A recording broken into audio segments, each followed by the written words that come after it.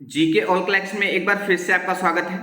दोस्तों, आज हम 22 जुलाई के इंपॉर्टेंट करंट अफेयर्स के बारे में डिस्कस करेंगे, जो कि सभी प्रकार की प्रतियोगी परीक्षाओं के लिए बेहद उपयोगी होंगे।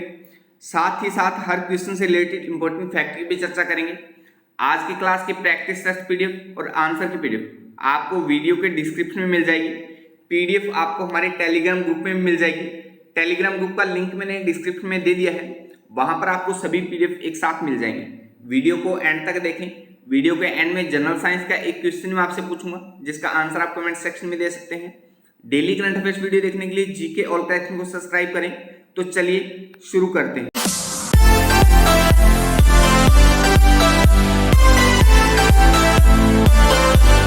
पहला प्रश्न है, वर्ष 2024 में फिल्म फेयर पुरस्कारों के 69वें संस्करण का आयोजन किस राज्य में किया जाएगा?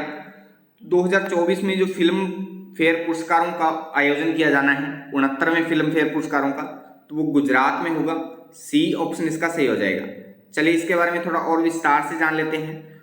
वर्ष 2024 में फिल्म फेयर पुरस्कारों के 69वें संस्करण का आयोजन गुजरात में किया जाएगा। यह पहला मौका है जब गुजरात में फिल्म फेयर पुरस्कारों का आयोजन किया जाएगा। इसके आयोजन से राज्य में फिल्म गंतव्य और पर्यटन को बढ़ावा मिलेगा। फिल्म फेयर पुरस्कार एक वार्षिक पुरस्कार समारोह है। इसका आयोजन पहली बार 1954 में किया गया था। तो इस प्रश्न से आप इतनी सी जानकारी ध्यान में रखिए। अच्छा, गुजरात की हमने बात की है, तो गुजरात की लोकेशन आप भारत के मानचित्र में यहाँ पर देख पा रहे हैं। गुजरात का गठन है जो 1 मई 1960 को हुआ। गुजरात की राजधानी गांधीनगर है। सबसे बड़ा शहर अहमदाबाद है। गुजरात में 33 जिले हैं। राज्यपाल आचार्य देवव्रत हैं, वहीं सीएम भूपेंद्र भाई पटेल हैं। विधानमंडल एक सदनीय है, केवल विधानसभा है, और विधानसभा में 182 सीटें हैं। वह राज्यसभा में 11 सीटें हैं, लोकसभा में 26 सीटें हैं, और राजभाषा गुजराती है। तो गुजरात के बारे में इतनी सी सामान्य सी जानकारी आप ध्यान में रखिए।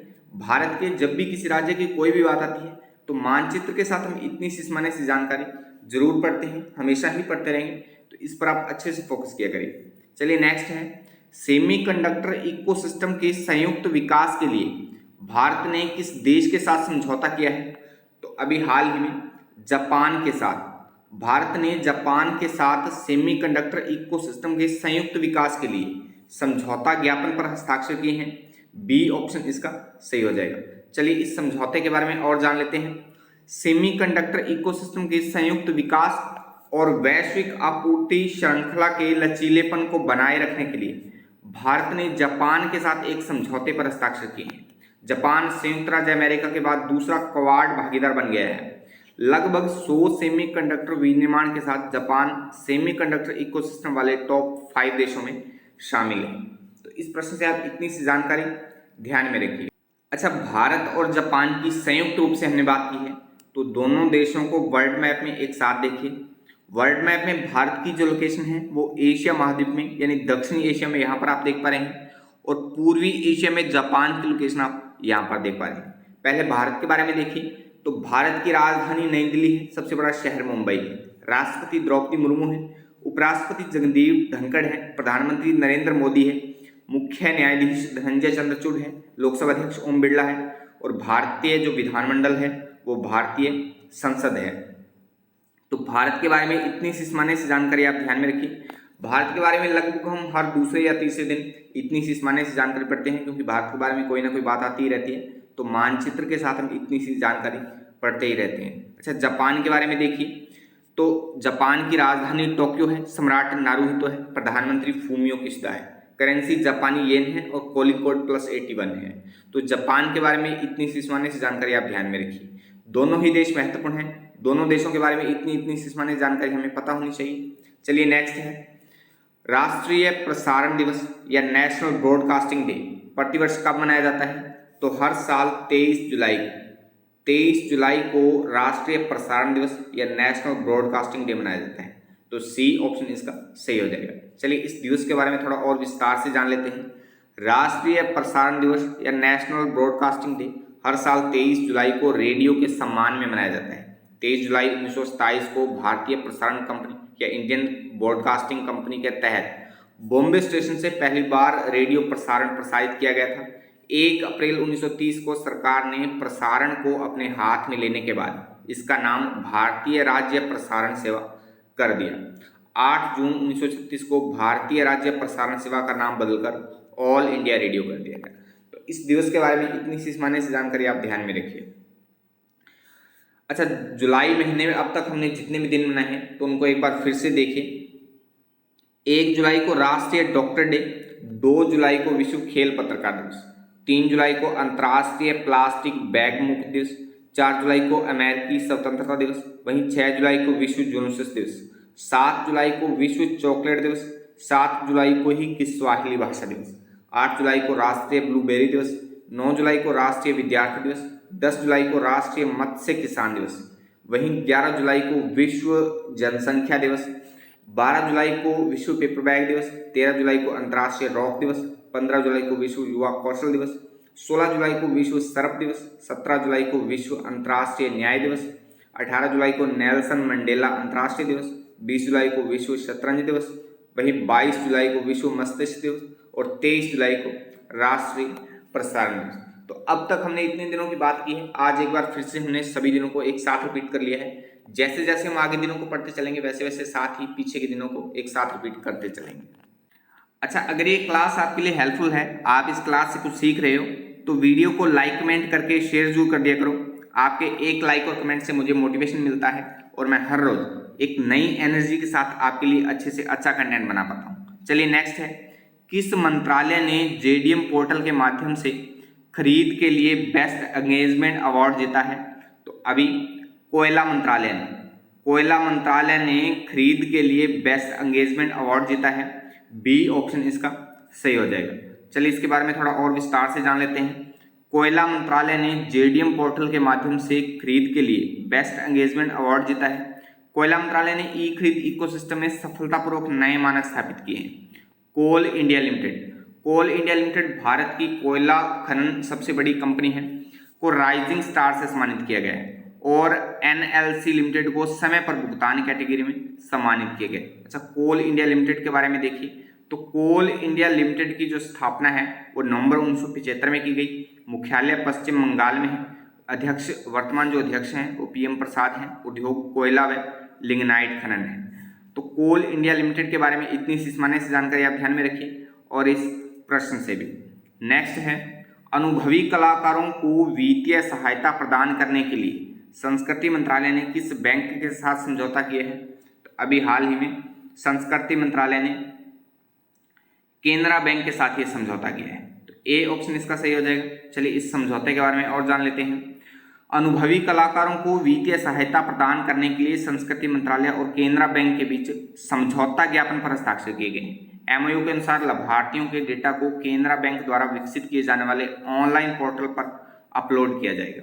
अच्छा, केनरा बैंक के साथ ये समझौता हुआ है। तो केनरा बैंक के बारे में देखिए, केनरा बैंक का प्रकार सार्वजनिक है, उद्योग वित्त वाणिज्यिक बैंकिंग है। स्थापना 1906 में हुई केनरा बैंक की।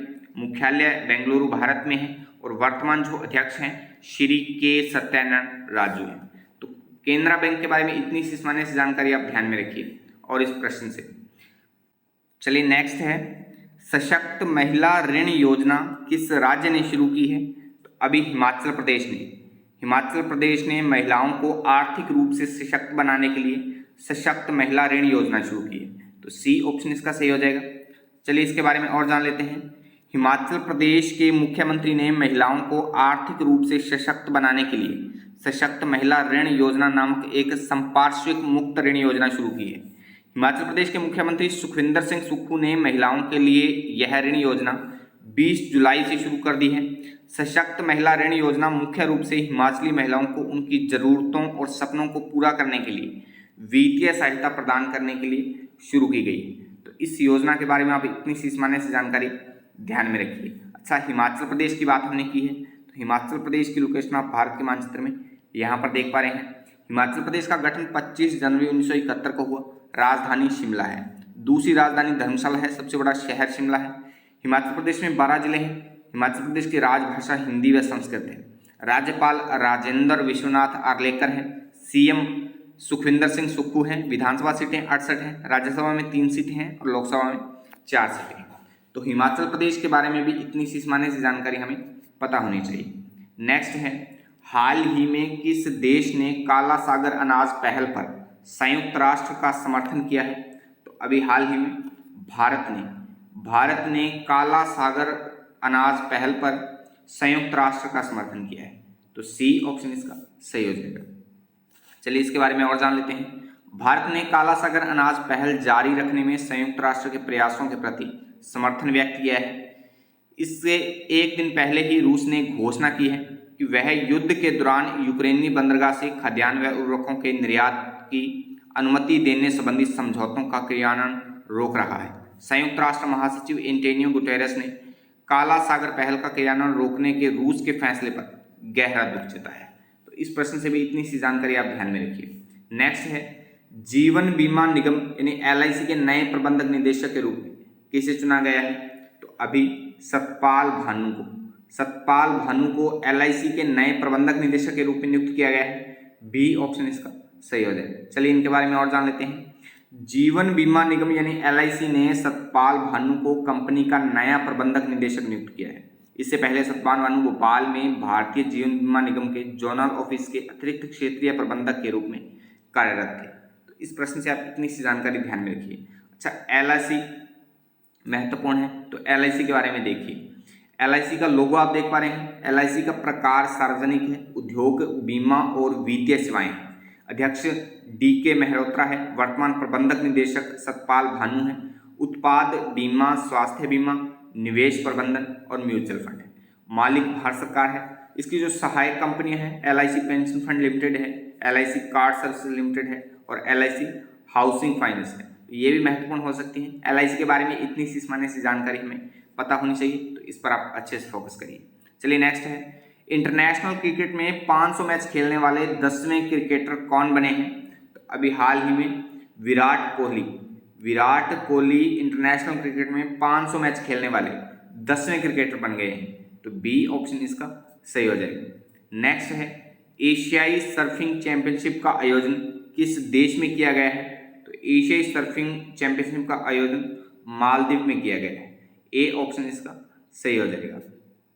अच्छा, कल की वीडियो का चैलेंज क्वेश्चन था, किस ब्लड ग्रुप को सर्वग्राही या यूनिवर्सल एक्सेप्टर कहा जाता है? तो AB जो रक्त समूह है, AB ब्लड ग्रुप है, उसको सर्वग्राही या यूनिवर्सल एक्सेप्टर कहा जाता है, क्योंकि AB जो ब्लड ग्रुप है उसको किसी भी ग्रुप का ब्लड दिया जा सकता है। आज की वीडियो का चैलेंज क्वेश्चन है, मानव शरीर में आयोडीन की कमी से उत्पन्न रोग कौन सा है? तो इस क्वेश्चन का आंसर आप कमेंट बॉक्स में कमेंट करके जरूर बताएं। चलिए आज की वीडियो की एंडिंग करते हैं और कल मिलते हैं इसी समय। तब तक के लिए जय हिंद, जय भारत।